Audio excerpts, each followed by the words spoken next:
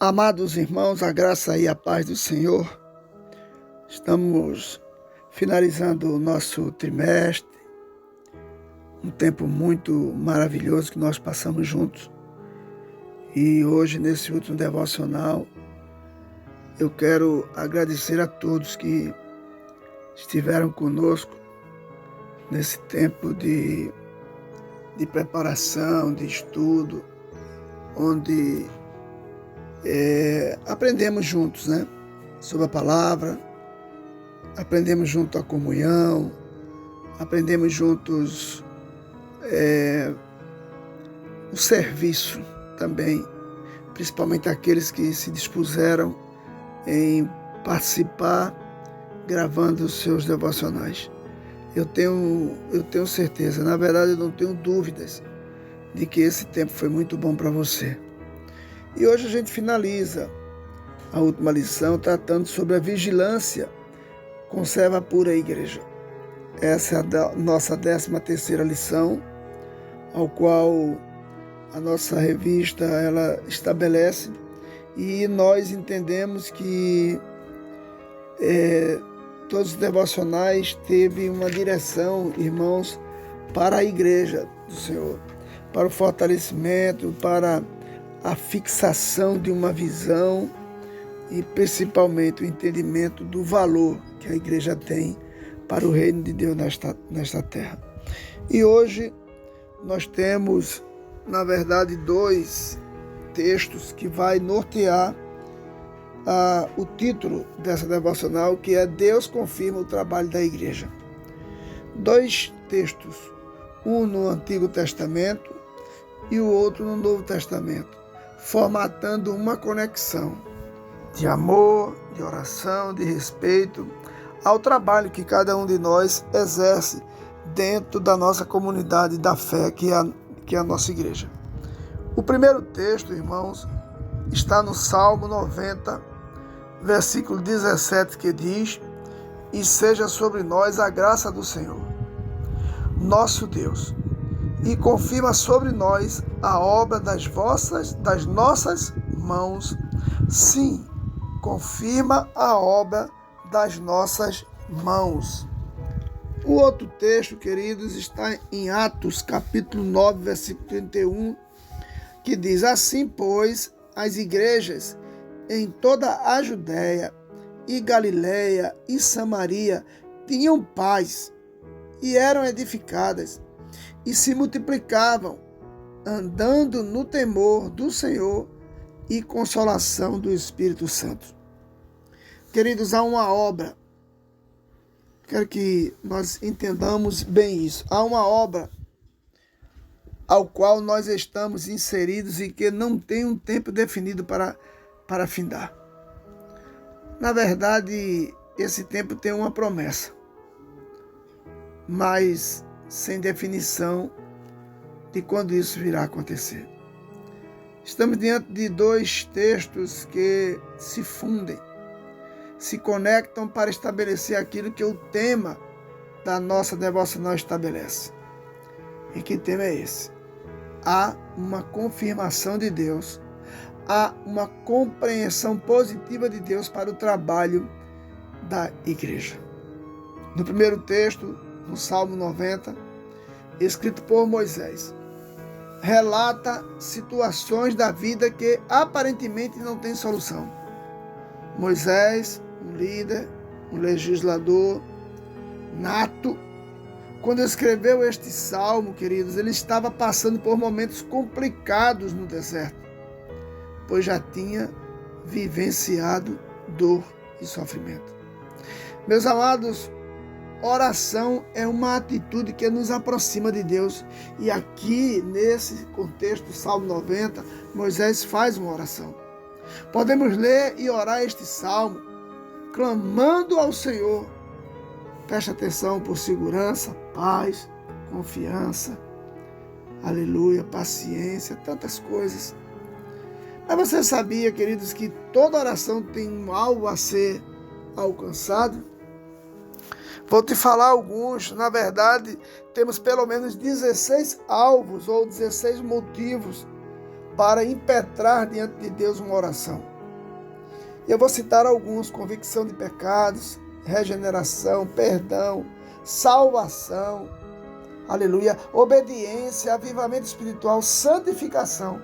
Mas aqui, Moisés estava ciente da nossa brevidade de vida e entendia que precisava orar ao Senhor para que Deus trouxesse sucesso nos negócios. E que negócios são esses?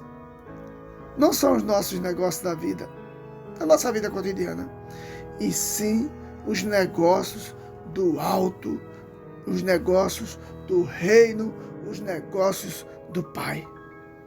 Temos em Gênesis 24:12 a oração de um servo que, obediente a Abraão, busca uma mulher para Isaque. E nesse tempo de dificuldade, se encontra no momento em que faz uma oração pedindo a Deus sucesso na tarefa a ser cumprida. E o texto diz: então orou o Senhor, Deus do meu senhor Abraão, dá-me neste dia bom êxito e seja bondoso com o meu senhor Abraão. E o exemplo de Neemias, em Neemias 1:11, Senhor, estejam, pois, atentos os teus ouvidos à oração do teu servo e à oração dos teus servos que desejam temer o teu nome, e faze prosperar hoje o teu servo e dá-lhe graça perante este homem. Então era eu copeiro dos reis. Aleluia. O Salmo 90:17.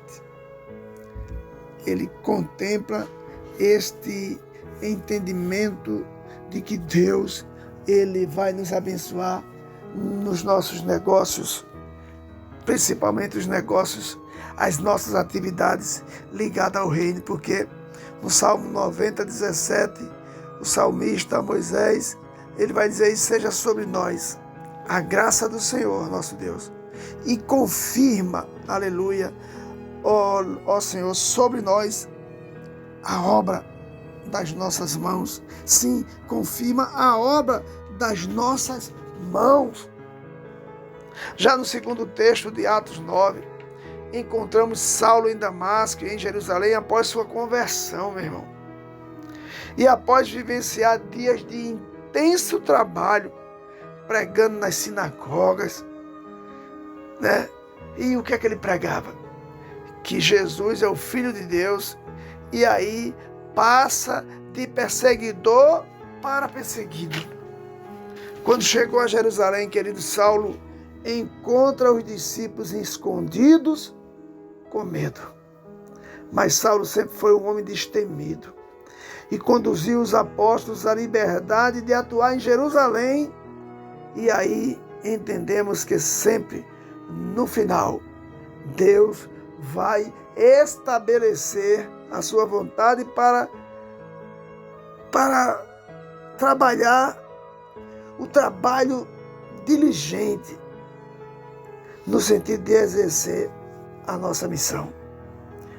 Na conexão, queridos, entre Gênesis e Atos, temos o dever de acreditar nas promessas que Deus nos deu.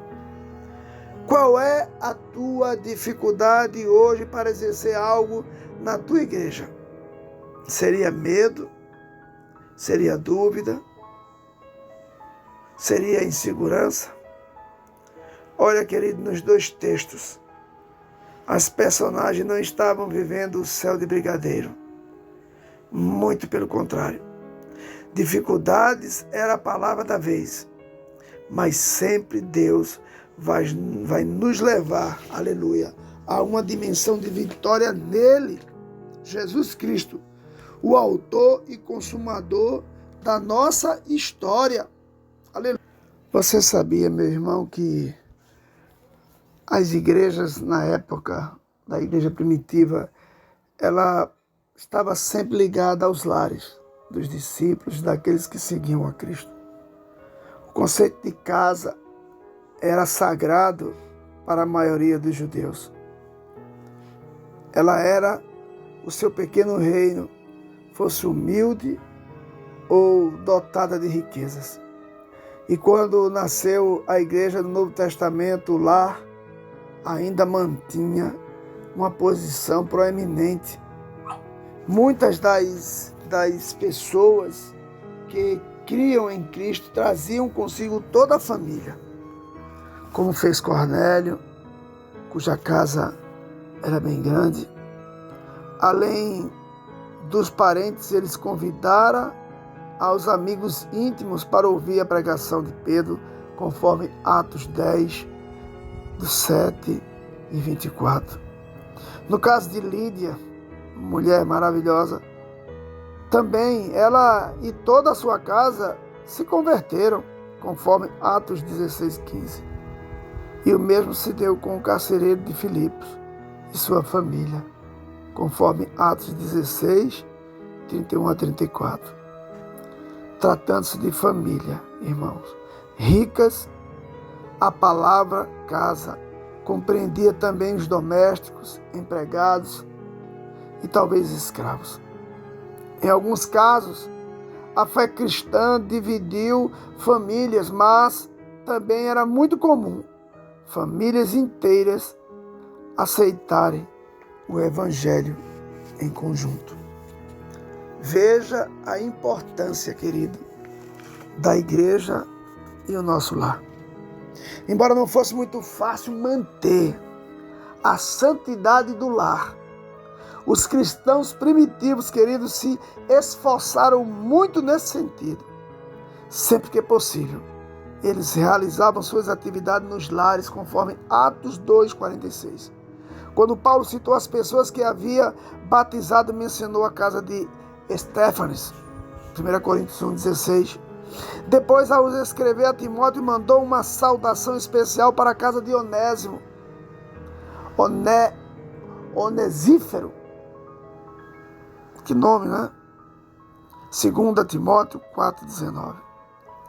E as igrejas sediadas em lares continuaram a existir ainda durante muitos séculos e hoje ainda existem de muitas formas. Na formatação da nossa igreja, hoje, nós podemos ver o efeito da igreja primitiva atuando na nossa igreja. É por isso que Deus tem confirmado o trabalho da Igreja de Novo. Amém? Então, que você, meu irmão, entenda também que certa vez, quando Jesus dava aos discípulos ensinamentos sobre o céu, aleluia, olha só que coisa linda, ele usou o quê? A figura, aleluia. Jesus usou a figura de um dono de casa, conforme Lucas. Depois Jesus foi pelas cidades e povoados e ensinava, prosseguindo em direção a Jerusalém. Alguém lhe perguntou: Senhor, serão poucos os salvos? E ele lhe disse: esforcem-se para entrar pela porta estreita, porque eu lhes digo que muitos tentarão entrar e não conseguirão. Quando o dono da casa se levantar e fechar a porta, vocês ficarão do lado de fora, batendo e pedindo: Senhor, abre-nos a porta. Ele diz aqui que o dono da casa do céu um dia irá trancar a porta. Os que houvessem se tornado crentes estariam incluídos na família de Deus, conforme Gálatas 6,10. Dificilmente encontraremos outro termo que defina tão bem o relacionamento existente entre o povo de Deus, aleluia, na dimensão de lar e igreja. Então eu quero que você entenda que há um trabalho de Deus muito forte, há o desejo de Deus de confirmar o nosso trabalho como igreja. Então não desista do seu dom, da possibilidade em que você pode nos ajudar como igreja. Fica na paz, domingo estaremos juntos, finalizando o nosso trimestre. Em nome de Jesus, amém.